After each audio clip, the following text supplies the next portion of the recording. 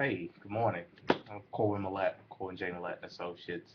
I'm coming to you this week with our update on our blog post. A change is going to come.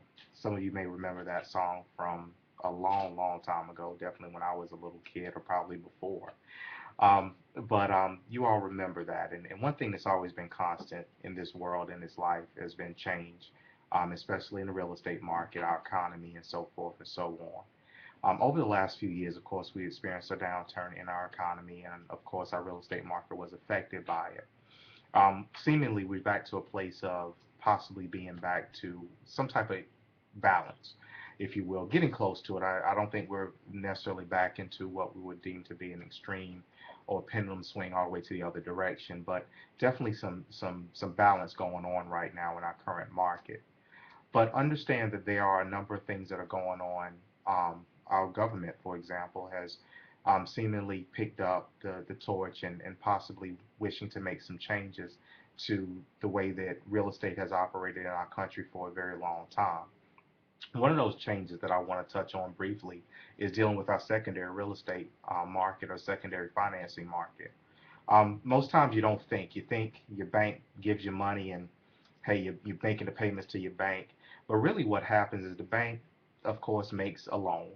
And what they do is they sell that off to another investor on the secondary market. And our government has two entities, Freddie Mac, Fannie Mae, that operate within that secondary market that purchase mortgages. And of course, they have programs that say we'll purchase this type of mortgage, which are typically your 30-year fixed mortgages, 15, but ARMs and things of that nature don't necessarily move with Freddie and Fannie on the secondary market. But long and short of it, just something for you to consider.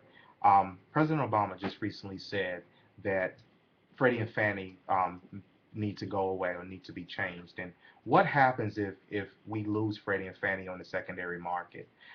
Canada, for example, interesting. I read this a little earlier this morning. Doesn't have a 30-year fixed mortgage. Their mortgages also renegotiate every 5 years. So you have a interest rate today, and the market kind of trends higher with interest rates 5 years later. You got a higher mortgage payment. So understand and pay attention. I always tell our consumers to make sure that they keep a handle on what's going on around them, and definitely pay attention to what's going on in the news.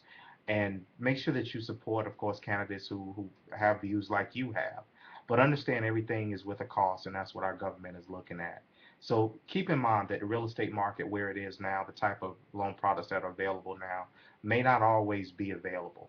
So what you may want to take into note, take consideration as you plan whatever your life is going to be, whether you're going to purchase, whether you're going to rent, whether you're going to do this or do that, what you may want to consider is what happens because a change is going to come. I'm Colin Millett, broker, Colin J. Millett and Associates, your real estate resource. Thank you.